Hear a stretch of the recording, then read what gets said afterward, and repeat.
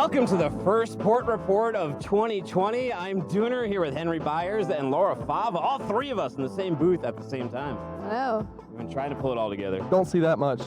No, we've been trying to do it. I know, it took us a few months. Today's a fun one because we get to talk about Chinese New Year, something near and dear to, I don't know, your heart.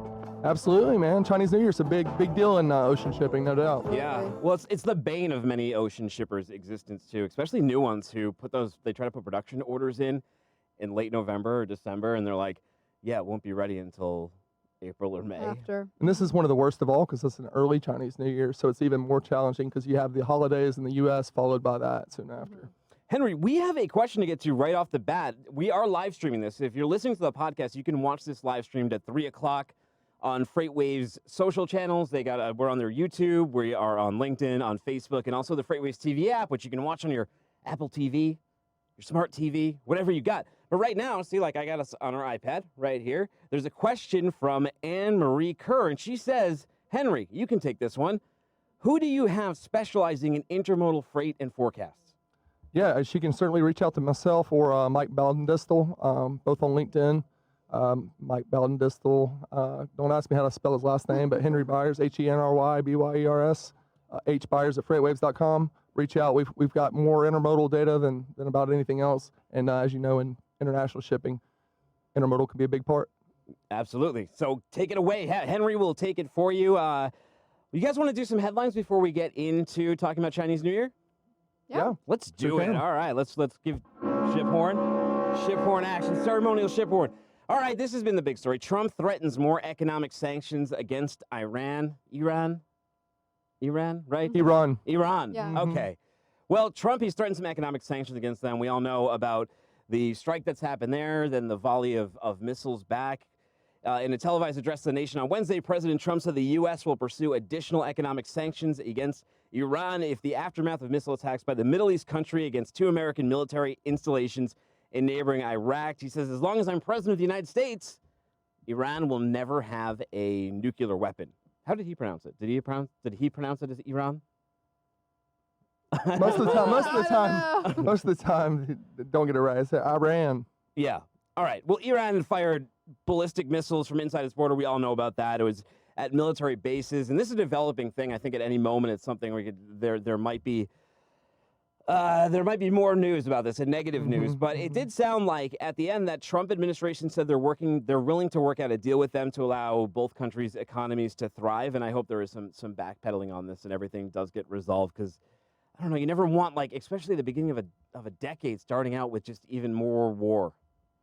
Yeah, it's certainly not a good thing. I think in that part of the region, Iran is a big part of what China's trying to do with the One Belt, One Road. It certainly could be quite an issue. Russia, Iran, and China hold joint military exercises regularly, so it's not a good place in the world for the U.S. to be starting a conflict for sure. Yeah. Yeah, I agree. I think in general too, those kind of level-headed, it's kind of what everyone's wanting and what everyone's hoping for. A response like that, so hopefully we all can, I think it was kind of for me, especially not really living here that long yet and seeing how, the American news and how American people around me were reacting to it.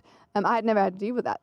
Growing up in Germany, obviously we have a, interesting history ourselves, but it was interesting for me how just the news and everything and how it really hit me in that region as well, where I was just hoping hopefully everything would calm down a little bit. Mm-hmm.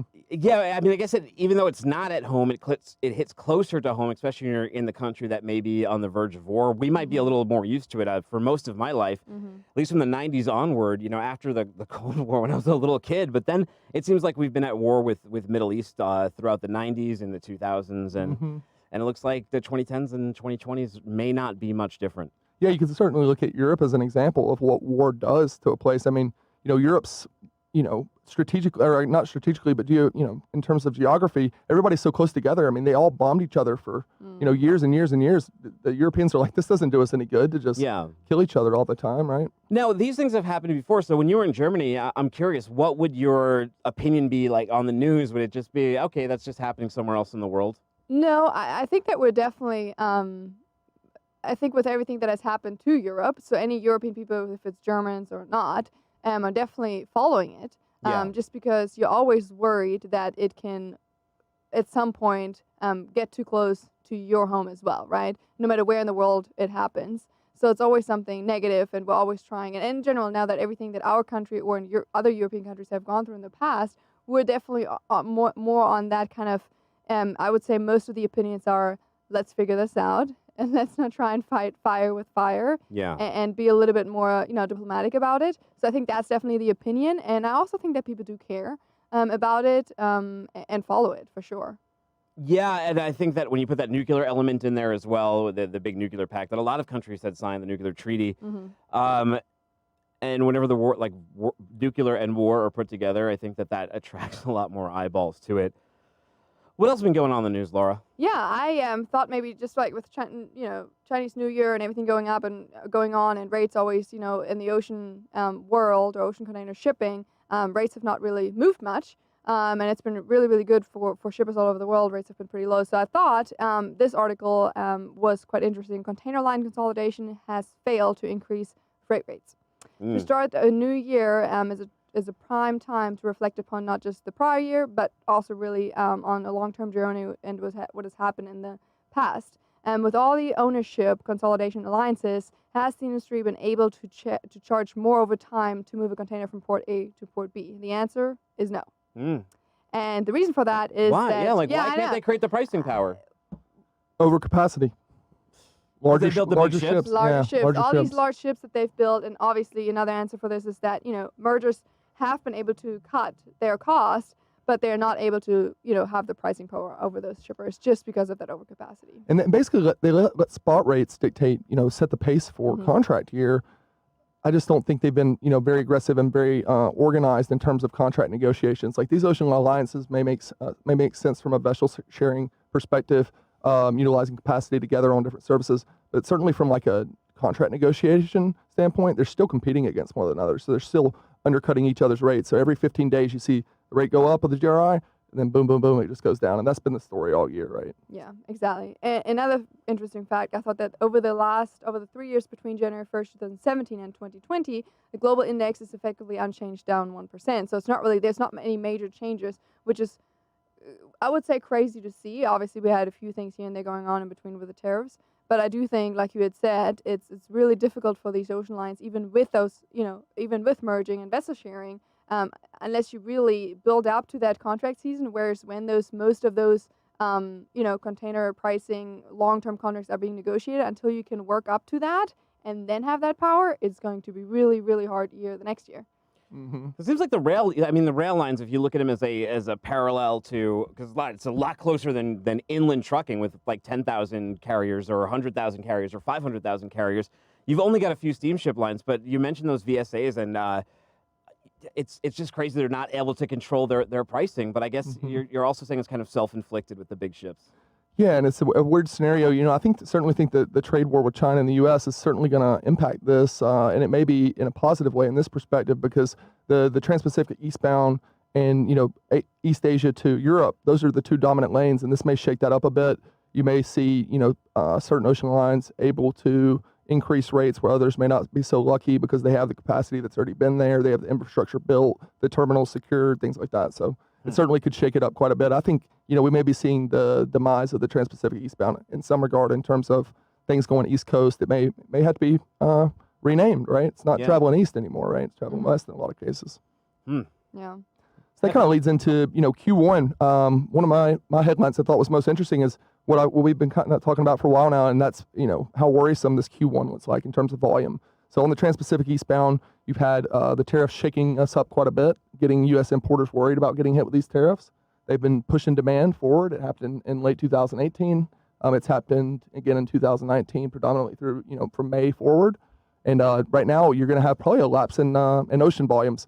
So, right now, a way to control that, carriers, and this is part of the alliance, part of the strategy, blank sailings. So they've removed, they're removing around 200,000 TEUs of capacity between now and Chinese New Year, most of that to the West Coast. But as our friends over in the UK with PR Newswire, basically saying, ocean carriers are not feeling good about Q1. So I think it's certainly one of those leading indicators. And we're oftentimes talking about, what can we look to for leading indicators? Certainly how carriers are maneuvering capacity can be very much a lead indicator, which we are indeed tracking with sonar. Absolutely. And I think it's also interesting to see that, when these blank sailings are being announced, and most of the time they're actually being acted on after the fact, I think it's important to understand that the effects that can have. Because yes, you may be getting a cheap rate, right? And obviously they're doing it to increase pricing, but yes, you're getting a cheap rate as a shipper or as a BCO on the spot market when there's blank sailings because there's overcapacity. But let's say you have an important order, it's Chinese New Year, you didn't get it out early enough, you have to get it out after, then there's blank sailings, you're missing deadlines. So really being aware of what's going on around you, I think, is key in those times, more than ever. So they also said that Chinese New Year can be anywhere from 1 to 4 weeks. Yeah. 1 to 4 weeks. Yeah. So imagine a holiday. Long. It can be it's maybe 1 week or 4 weeks. Yeah. Who knows? We'll be back next week or in 3 weeks. Well, it's the largest annual migration event because so many of these workers, they go and they live in these factories basically most of the year, and then this is the one time that it all shuts down. They're all they're all let out of the cage. I mean, in some cases, like almost literally let out of the cage and off the ranch.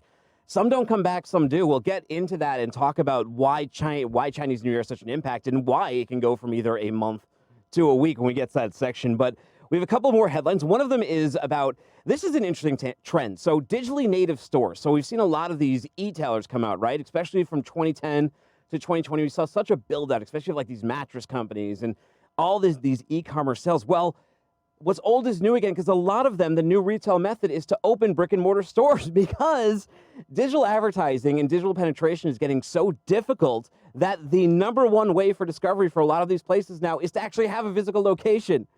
Imagine being in retail. You're like, which way do I go? I don't know. It must be tough. Well, it seems like what you need to have. It said new stores generate an average of 45% lift in web traffic from having that physical location. So just having that signage, being in that mini mall or that mall or being present is doing a great job. And I know some stores have, like Blue Apron, companies like that are sort of struggling to just penetrate digital. They're not really proprietary. There's a lot of companies there. They're working with like supermarkets and stuff to have a footprint inside the store. Best Buy did a great job of that, of sort of subleasing space to other people. And it seems like that's the way a lot of digital companies are going to have to go now. It's becoming much more difficult to do that. And what's also interesting is the trend that's going on in China, which is like influencer culture. So consumption in China is now being driven by young, affluent, and a demanding generation who looks to social media to see what people are wearing and buying and all that stuff. So it's just interesting to see these big changes going on in retail right now, and I think we're going to see that occurring even more as the decade progresses. Absolutely. Yeah, it's nuts to think about the evolution of what capitalism does in a place, but I think in the U.S. specifically, I mean, it's convenience, right? Yeah. And to me, it's not so convenient to go online and have a bad user experience. Yeah. Or to be overwhelmed by an algorithm that's no longer any good, and you're pushing me, knockoff products that you now are manufacturing because you took the data from someone who was on there already, right? And let's be honest, Amazon is one of the few places that still has a great interface for shopping online. A lot of websites still have really crappy interfaces that are confusing to people and frustrating. And nobody wants to spend 5 minutes figuring out how to check out of a store. Even like, I was surprised by Disney. So we're going to Disney at the end of March. My mother-in-law got everyone in the family like tickets to go out there, which is cool. Thank you, mother-in-law. But trying to set up like our like magic bands and everything through the Disney app, you would think that it would work much better, but it's laborious, it's slow, it's confusing, and my wife has no idea. I don't know. They're spending hours on this, like literally hours, because they have my emails attached to it. So I keep getting all these emails back. But I think you're making a good point, though. People love the convenience of having the store there. And I think that there's more of a hybrid approach people need because, like, we don't just exist digitally either. We are like out and about in town centers, and people get bored, especially when automation comes in. We're probably going to shop more and go to stores because we're going to have less to do.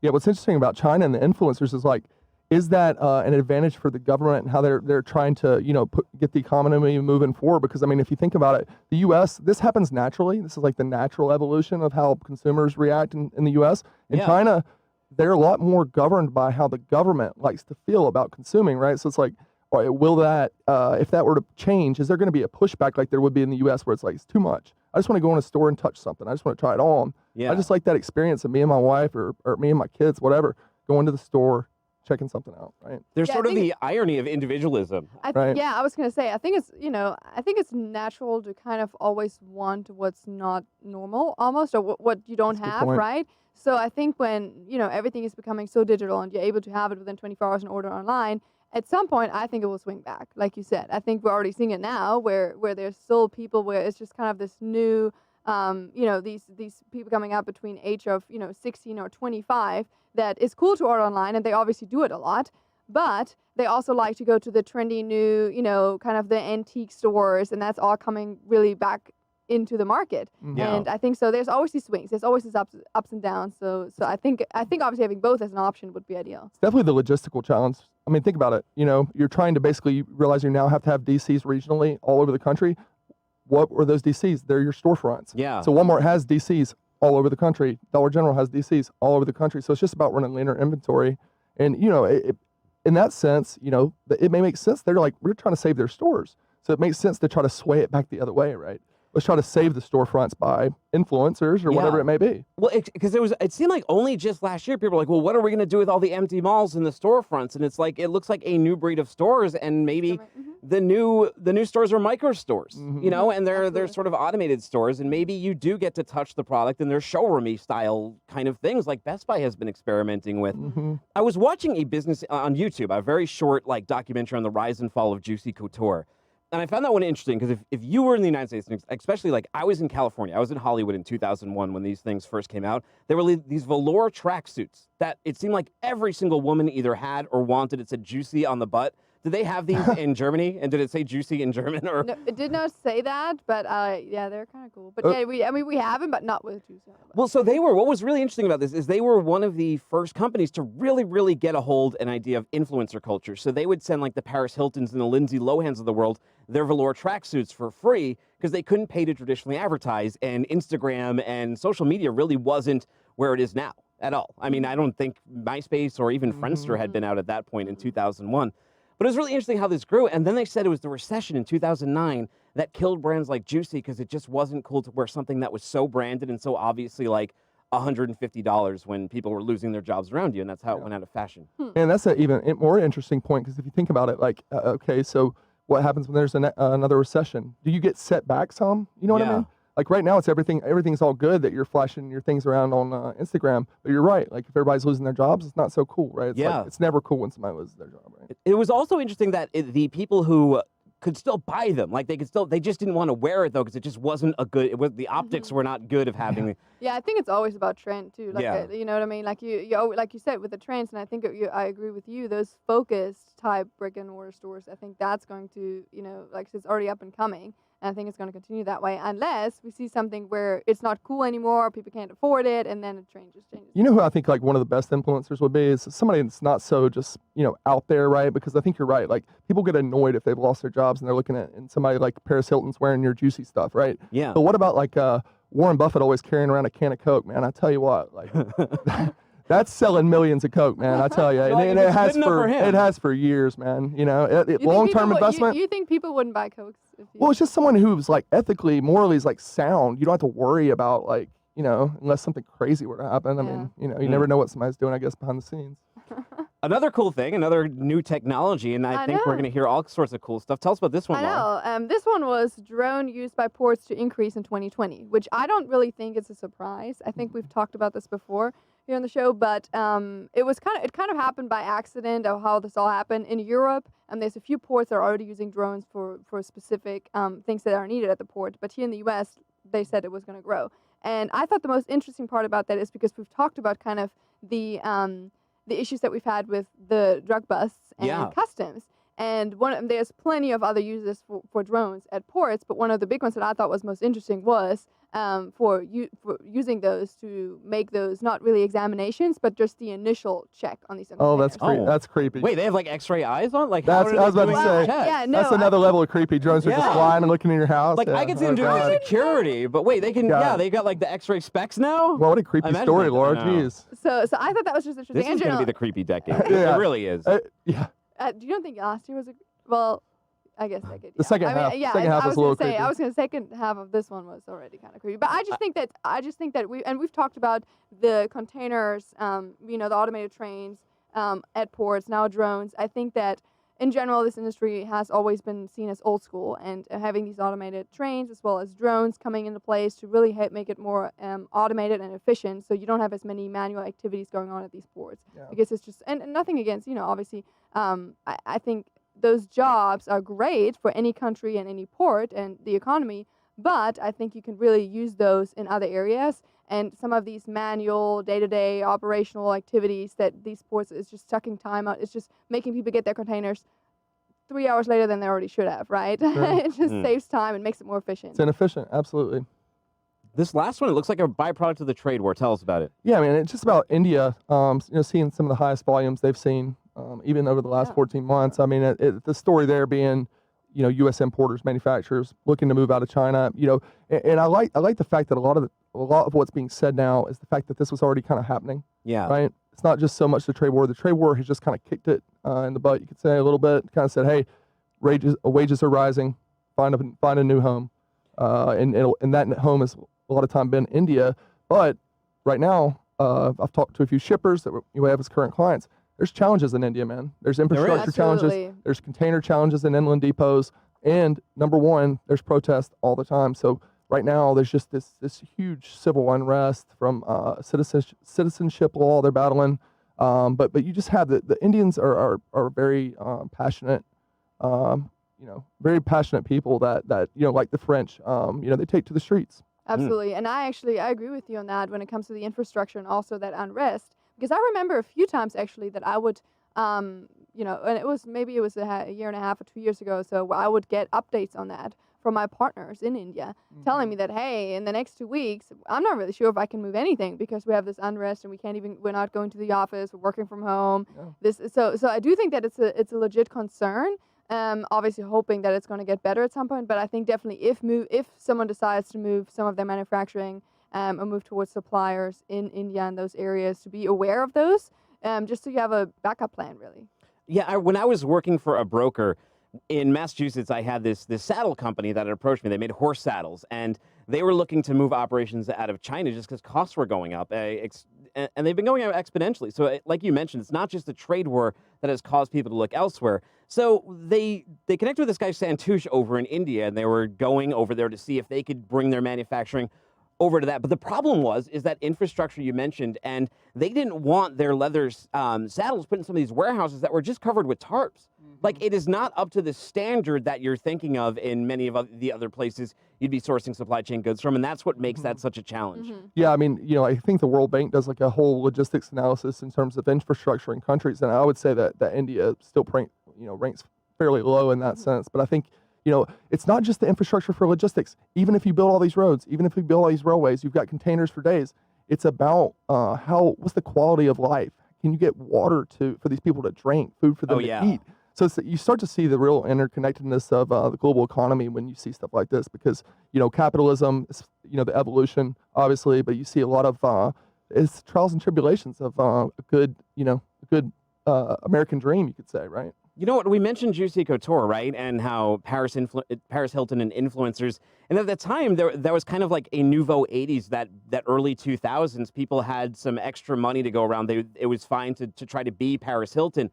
But now Gen Z, more so than any generation, really cares about the sourcing of goods, too. So now a company can spend a lot of money moving their factory, and then, a young generation of buyers is going to be like, you know what, that part of India is terrible. We now research this stuff, and we're not interested. So absolutely, there's just a lot more to be concerned about. For sure. All right, Chinese New Year. Ooh. Is it neon? According to tales and legends. No, so there is a mythology, though, behind Chinese New Year, and I love history a little bit. And this is, do you guys know this tale at all? You guys may at home. Don't. Okay, so it's kind of, it's not that epic of a story. So what was going on was there's Neon, who was like this sort of mythical dragon, right? And he would come down from the mountains and he would eat villagers, especially children. He was almost like Krampus. Remember we talked about Krampus on Christmas, who would mess with the children. But Which is super creepy, by the way. Well, yeah, it is. It is. Well, so I have like a Scooby-Doo theory about all this, and I'll tell you it at the end. But so the dragon would come down and would eat the people and it would eat the villagers. And then one year they decided to go into hiding. And there was this old man, this beggar. His name was Yan Huang, and he appeared before the villagers when they were in hiding. And he said he would stay the night. He was like, "You guys go and just scatter about. I will stay here, and I will get revenge against Neon." I don't know. And they were like, "Okay, you're crazy, but go and do it." So the villagers thought he was insane, and he put up all these red papers, and he set off firecrackers, and they came back the next day, and their village was fine. There was just a bunch of red paper up and firecrackers, and the villagers were like, "Wow, this guy must be like some sort of deity. He scared Neon off, and now that is why the color red and loud noises are such a big part of Chinese New Year." You think about the fireworks. The biggest fireworks festivals of the world happen during Chinese New Year, and that tradition grew during the New Year with the red lanterns and everything, and from then on, Neon, he never came to the village again. He was eventually captured by Hongjun Laos, an ancient Taoist monk, supposedly. He retreated to a nearby mountain, but here's the thing, the name of the mountain has been lost long ago. So they don't remember which mountain it was, which I would think that if you're scaring off this evil dragon that eats children, you'd want to remember the name of that mountain. That's why, man. The legend continues. So here's my theory. Neon was really... What was that beggar's name? What was his name? It was really Yan Huang. It was really Yan Huang all along, right? Like Scooby-Doo. He was, and then because he wanted to be deified, so he would go and he scared all the villagers away. I mean, he was the one who was messing with people. So that's my theory. That's my Occam's razor. That's on deep, man. Neon. Yeah. You must have done well in English class. Do you think so? I think so.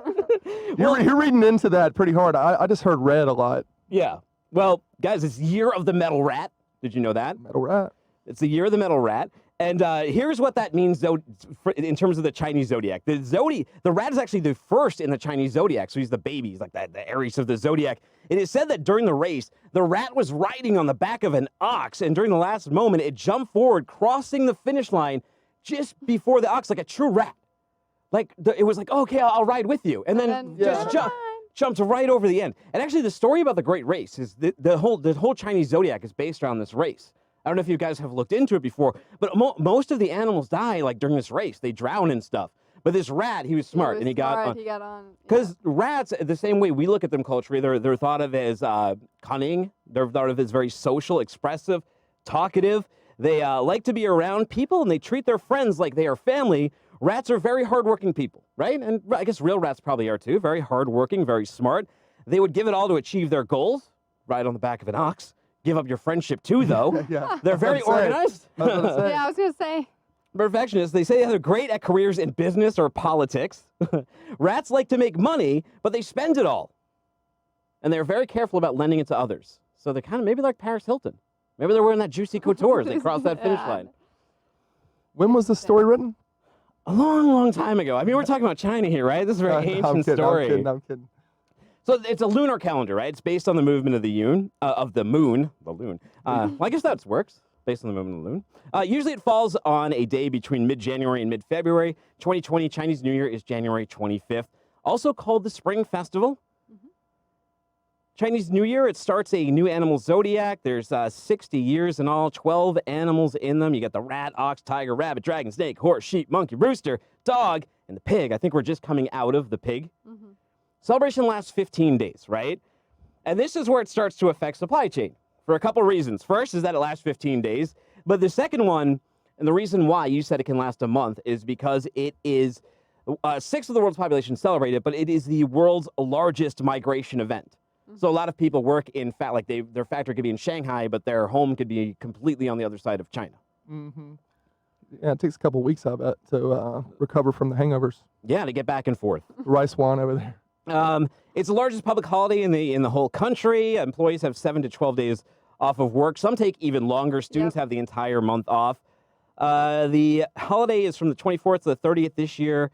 Beware of promises made by companies. So here are just some notes I made. So during Chinese New Year shipping, so we'll start doing our little survival guide on what you have to do. One of them is beware of companies that say they own their own fleets or they own their own factories in China and they will be working through the holidays, because they're very much likely lying to you. Would you agree with that statement? I'd say yeah. I'd say yeah, and if they're not and they're trying, nobody else is. So Yeah. even if you are, none of the other connecting points of that supply chain are working probably. Yeah, I doubt you own the port. Yeah. Exactly. Like here, we almost had like Maybe. Not in China. no, we almost had I like can assure you. we almost had like a mini Chinese New Year here with the way like Christmas and New Year's fell in the middle. So a lot of people in America were just banking that vacation time and then taking that 2 weeks off, doing our own large migration events, going to Germany, going to see our families. I went up to Boston. But for them, and then you come back, right? You come back from that break, and that first week after New Year's is kind of like... Especially after the one we just had, because it fell perfectly, like right in the middle of the week, right? I felt like so out of mental shape. Yeah, Yeah, yeah. me I too. was not sure about, you sometimes forget what day it is. Yeah. That was really tough for me. You went home for the first time in a long time. Yeah, and for me it was the jet lag and not knowing what day it was. And her ski vacation in Austria, too. Well, here are some survival things. It takes factories at least a month to ramp back up after Chinese New Year. So these people are coming back from these long away times, and then they have all the orders that piled up during that time. And they don't, in China, they do not care. They're on break. They do not, they are And very generally hardworking. speaking, exactly, that's what I was going to say. It's the weirdest part about the whole thing is that generally speaking, they don't ever take time off. Yeah. Right? They never take time off. They are very hard workers. They will do whatever they need to do. They're up at night, working and just making things happen. And, can you have this order ready earlier? And they'll do whatever they need to do to get that done. But during that time, that's not, it's almost the opposite, where no matter how many times if it's even super urgent and it has to be happening, nobody will. So. Yeah, it's interesting. When I would go to China and I would stay across the street in the hotel of our logistics provider, kind of a broker, MBOCC type, their floor of the office is like a 50-story building. Therefore, the office always had the lights on. Here's the thing, So too. imagine there's still people there working, doing paperwork. You think so? Doing paperwork. During Chinese New Year? They have a week off. Yeah, a week. I think A a week week. for sure, nothing. Yeah. Be careful of rushing your orders in, though, before or right after the holiday, because that is prime time for mistakes. That's when a lot of people are leaving, especially the experienced, trained ones. They have more seniority. They get out of the hut first, just like happens in America. It's human nature, right? The big dog's out of the cage first. And then when they come back, it is the big dog's back in the cage last. So they have all these, and a lot of new workers, too. So what happens, too, biggest migration event, a lot of people go home to their families, and then they don't come back to the factory. So the factories need new workers. They're understaffed and they're undertrained. Other people, they either find other jobs. They decide, they've made enough money. They're going to stay off work for a year. That's also fairly typical in that culture. People will work for a year or 2, 3 years, 5 years on, and then they will take a year or 2 off and raise family, decide to have kids with their wife, whatever it may be. Yeah, this is going to change, in my opinion, because, the U.S. works arguably harder than any other country in the world, even the Japanese, in terms of work hours per year, whatever. The Chinese, it's not economically feasible for them, or won't be, here soon when they leave all these manufacturers, right? They're going to have to cut that back a little bit. They're going to say, you're going to have to work a little harder. Yeah. Because the U.S. has done that slowly over time, and man, we work like crazy. Other problem is the cost of shipping goes up around this time too, right? You get that rush demand, that box pull forward that we're going to talk about at the last segment. We'll let you know if that was disappointing or it was good. Spoiler alert, probably not that good, right? What, the pull forward? Yeah, the pull forward, probably not that good. But Probably not great. There is a mad rush, and the problem with the mad rush is you get these mistakes, you get products come in wrong, and there's nothing worse. Like, if you guys have dealt with shippers, have you dealt with shippers who got bad inventory before and they have to do a return? Like, when Yeah, you see the reality of that, that is...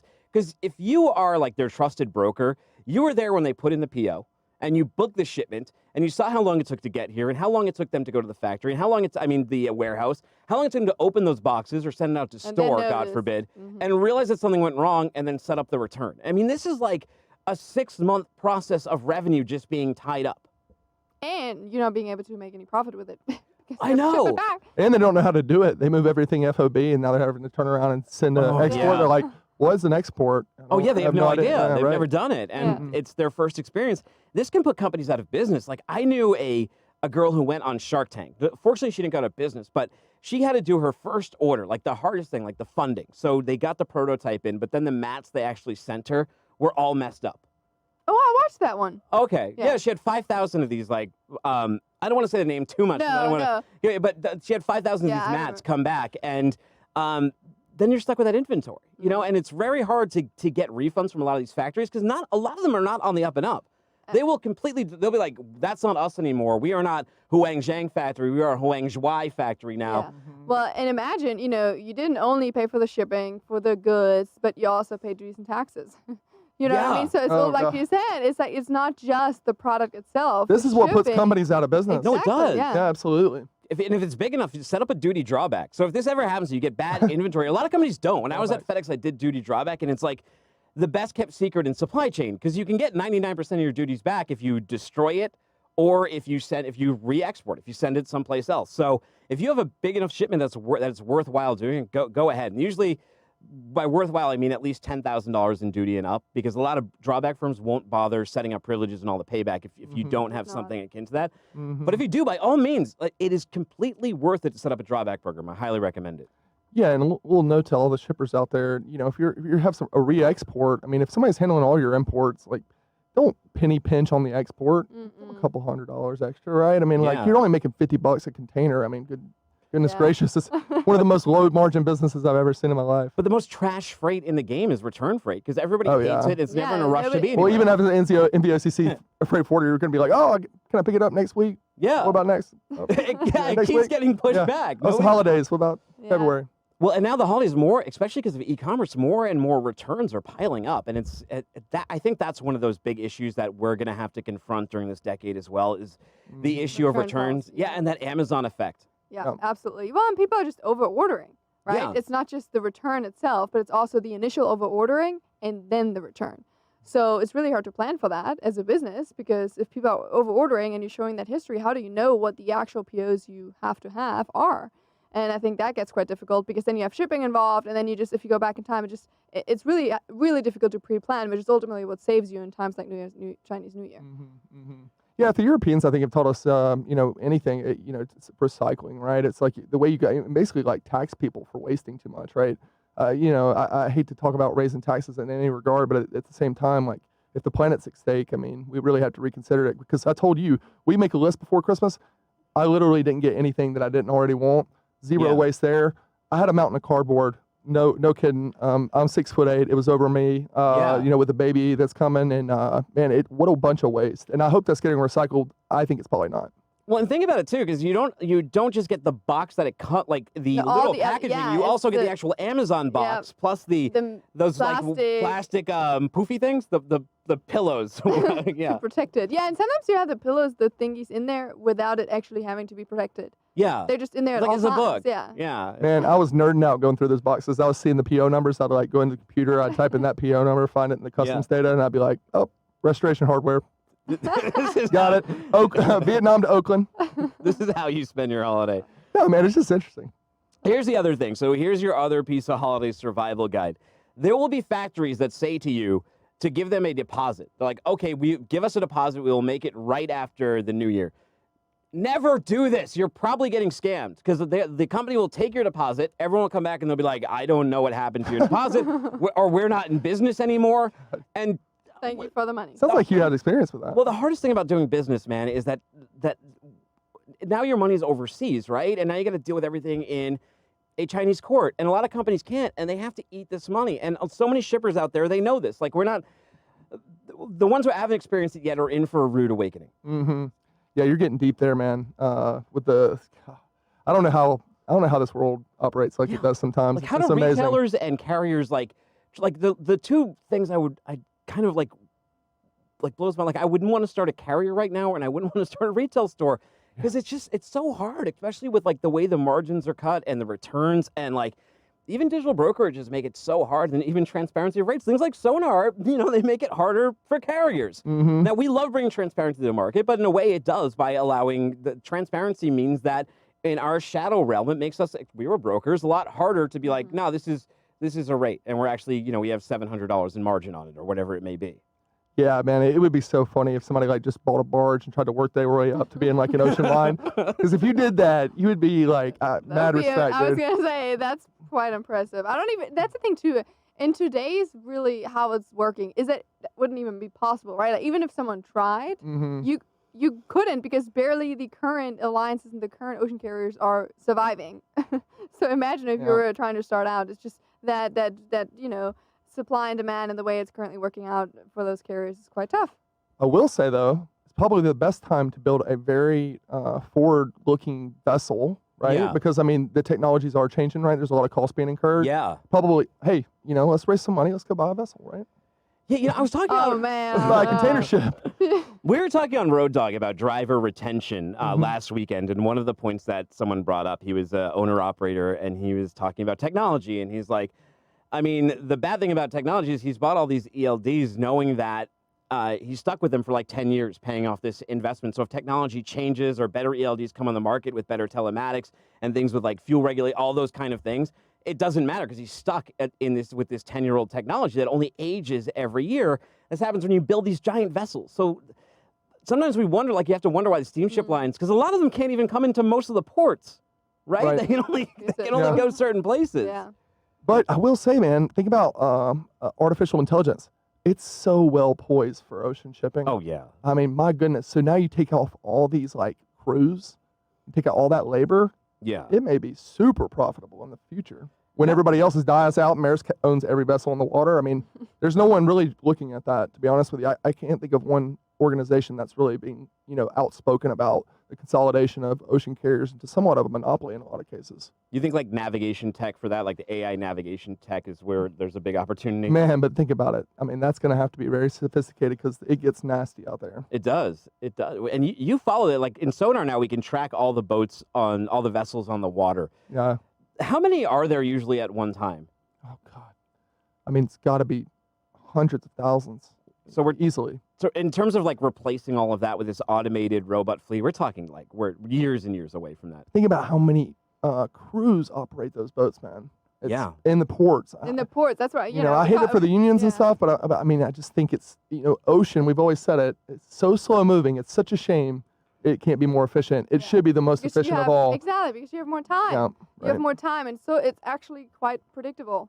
It's very, Oh my gosh. A lot of the companies use the same ship every time. Every time. So when the ship goes down, you're like, I know who was on the boat. I mean, it's just crazy. Yeah. Well, I mean, if you think, but like, shouldn't trains already be automated too? If you think, I mean, they're literally on rails. Even better. Even better point. But that's what we have the little automated trains now at the ports, Hey, but you know what? You know what's the So they difference? go in that Difference makers, the transit time. The No transit doubt time. about it. The ocean, the vessels on the ocean for like 35 days. Yeah. You knew for 35 days the shipment's coming in and like still late. It's still late. Yeah. You still have a driver sit at the port for 8 hours. Or you got to and you may have to return it. Yes. Hey, look at Flexport, man. It's a great example. They outsourced their customs. I mean, my goodness, what a great example of how horrible the margins are. Yeah. Oh, let's think about like the chain of custody and bad luck freight that can happen in a supply chain. So, I mean, the first thing that happen is you order something from a factory and like they never deliver. That can happen. Yeah. But actually, you might be better off on that Right. because now you haven't spent all of the money getting it here, getting it back. Because the second it leaves their factory, depending on your Incoterm, it starts to become your problem. But then you can have the issue where it finally does get here, but then you get that customs exam, right? Mm-hmm. And then it gets to your warehouse and it's the wrong freight, and then you got to send it back. And like, if there was a viable business for these returns, I don't know about the parcel stuff. That gets real complicated. But I think there might actually, like I always thought about, what if you operated this company that just was doing recoveries of everything? Like we'll recover it. Don't worry. If a tractor goes down, we'll send out a power only to get the trailer there. Like, companies dealing with that, I think can just make or break it because there's so much time and resources poured into that one job. It's nuts. You mentioned drones too. You mentioned drones at the seaport. A lot of parts of China, we always think of them as fireworks, and it's right built into their legend is this big firework party. But some areas where it's banned because it's caused like a lot of fires and a lot of issues, or they just don't want people having gunpowder. That's another reason. They're starting to use drones. They're starting to, instead of like fire, and we've seen this on, I think in New Year's, there was places in the United States that were using like drone fireworks instead of actual fireworks, like the lights on the drones. Yeah, the LEDs on the drones, they go in like formation, and then they have speakers like, do speakers make the sound? I'm not sure. I haven't seen a drone celebration yet. You haven't seen a drone choreography?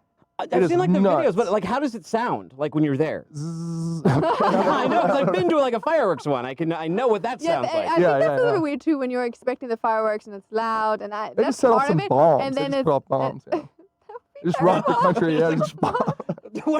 Hey man, there's a That's desert their out there. solution. There's a Here's desert pipe out there. They bomb. don't. I mean, it's just Yeah. set off a couple of earthquakes. There's nothing to it. Oh goodness. Or like, can they just do some sound effects, like our ship horn or something like that? Yeah. That's true, actually. Yeah, and like you said, maybe it even comes from the drone. Yeah, just pump it Have out. Dude, Yeah. I was in Shanghai one time, and somebody in the outskirts, there was a news story. It said that somebody set off like 200,000 fireworks. This huge string.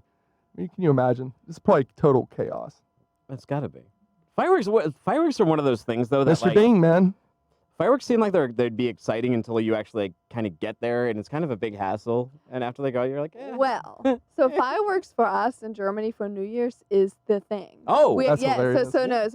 My husband and I took him to Germany for the summer one time, and then the second time I took him there to see my family was during Christmas and New Year's. It was a few years ago, and he's seen fireworks here, obviously. And you guys have 4th of July, where you do fireworks there, and other times.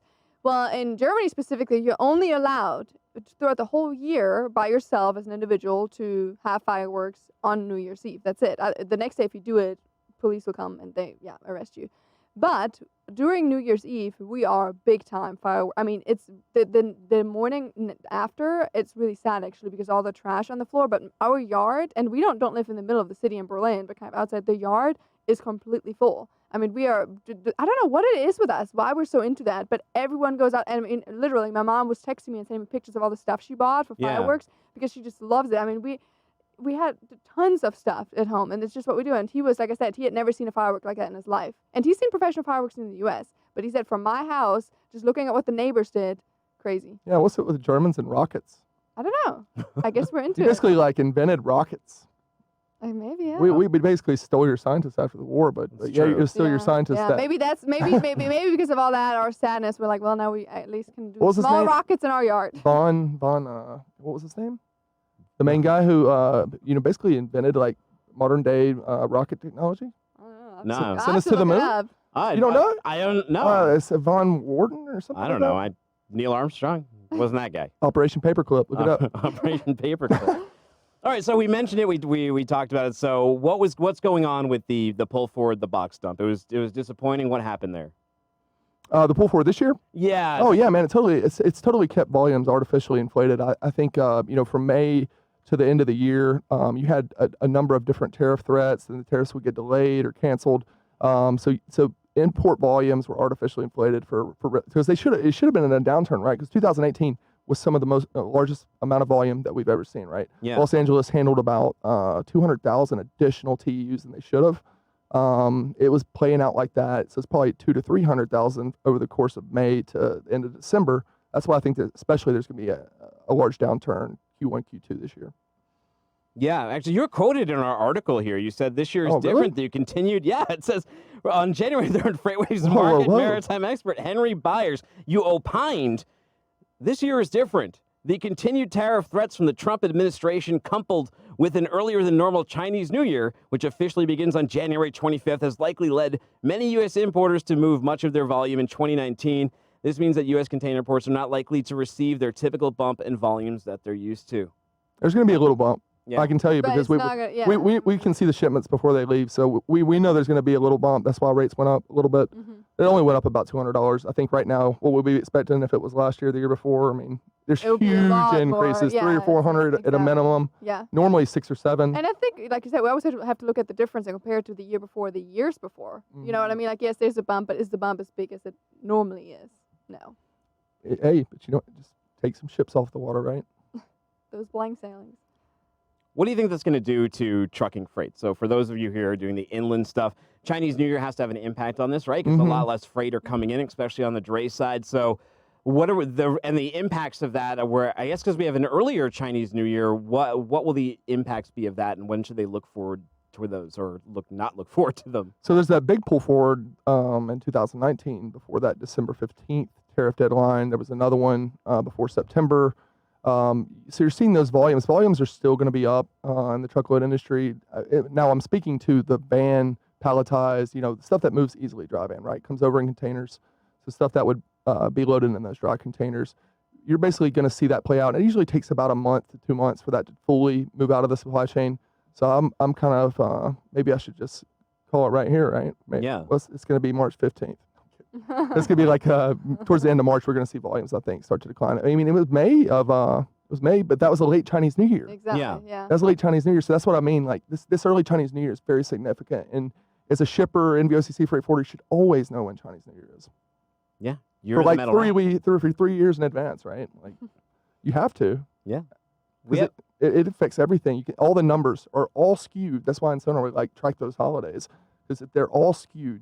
You see these unseasonal Yeah. abnormalities in the Yeah. data, which you could think is a total anomaly, Yeah. and it's I like, think no, it's Chinese New Year. And it's funny, if you see the data without even the calendar on it or without dates on it, you would almost know what that was, right? Because you see Always, it, yeah. you always see what it was. You can Mhm. we can almost play a quiz on it and quiz each other on it. But if you saw the chart and what those are doing, those volumes, you can always kind of tell this must have been that. And when you check it, it is. You guys have seen Finding Nemo, right?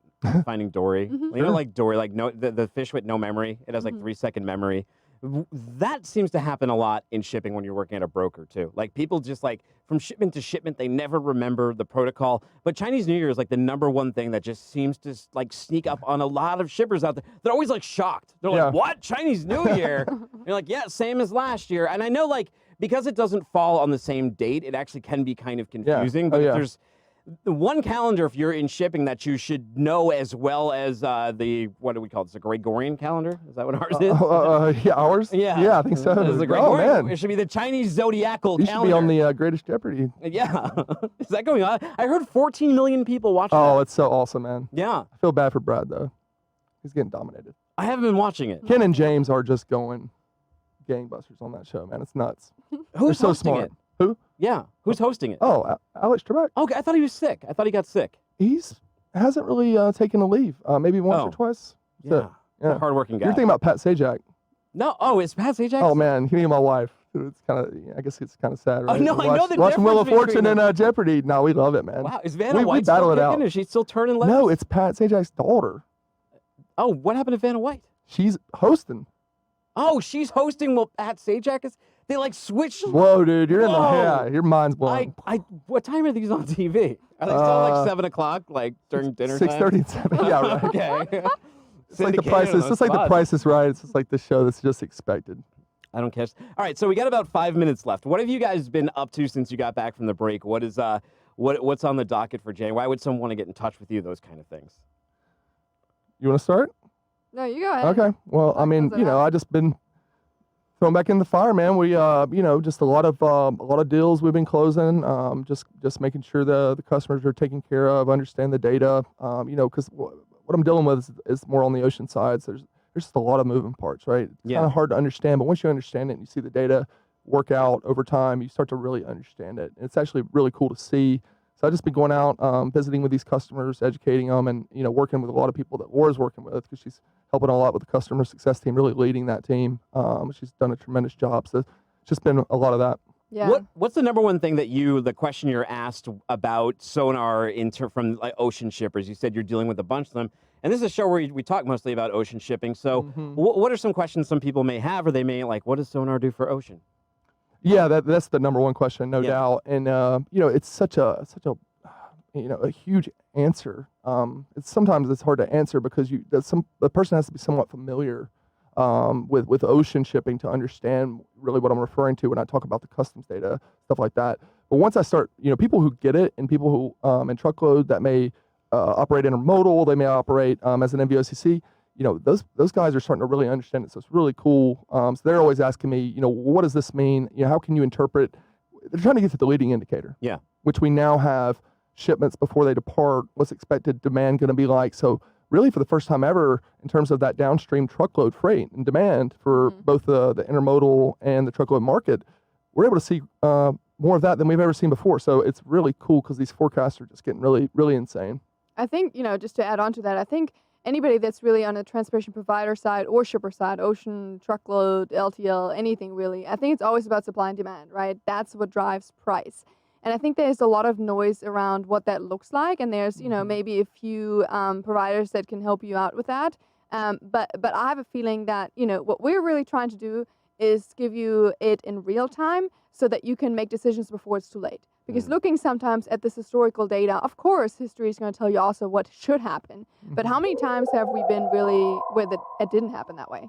So I think looking at, what's happening right now at all times, and then looking at supply and demand and really using that on the floor with operators to make sure that the price is where it needs to be, and just levering the playing field. That's really what it's doing. It's giving everyone the opportunity to compete. Yeah. Which is what you want to do if you're a transportation provider. And as a shipper, same thing. As a shipper, you want to be able to compete as well. And, you know, you want to make sure that your transportation costs are where they need to be. Just like on the carrier and broker side, you want to make sure that your prices are where they need to be so you're profitable. Either one of those, I think, having data and just being able to understand supply and demand, price accordingly, be ahead of the curve, and just compete well and against your competitors here or, you know, North America, South America, I think that's key. When we talk about Chinese New Year, something you want to forecast, right? And Sonar, one of the biggest things we put in there is a rate forecaster, and using it as a forecasting platform. That's really where a lot of the power lies, not just in the massive data lake that's in there, but in the ability to know the future. And part of it is, you know, it's also just a tool. So you, like we said, you got to be mindful of that calendar. You have to know when these things fall, but you can use and leverage Sonar to save your company a substantial amount of money, a substantial amount of heartache, and you can answer those tough questions. Absolutely. Yeah, so that rate's supposed to be very, you know, cost-based. It's like, what's the cost of operating a truck per mile? Like, what's the reality of where rates should be and what you should be paying for this capacity?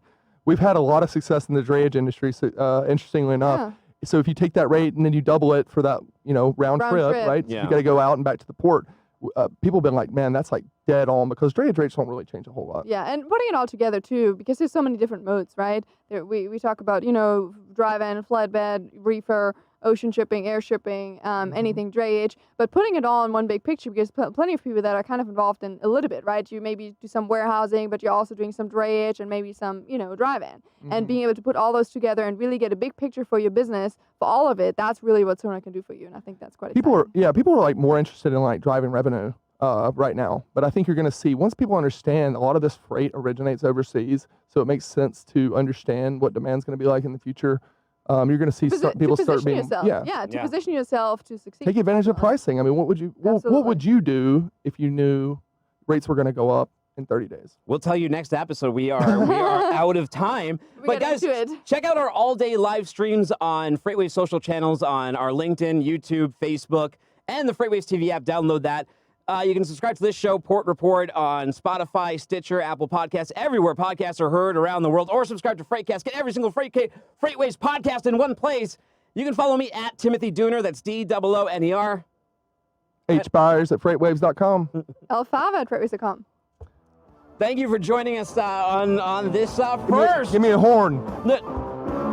Let's give you some horn. Let's give you some Chinese music as well. Happy Chinese New Year to those of you celebrating it. Don't defeat that evil dragon Neon, like that villager. Hey, don't worry, because Yan Huang's going to be there. I think, I'm going to say, I got that. Did he really? Where was he, the dragon? Yeah. I'm suspicious of it. Sounded like a conspiracy theory there. A little bit, yeah. Scary for the kids. Yeah. Maybe he was the dragon.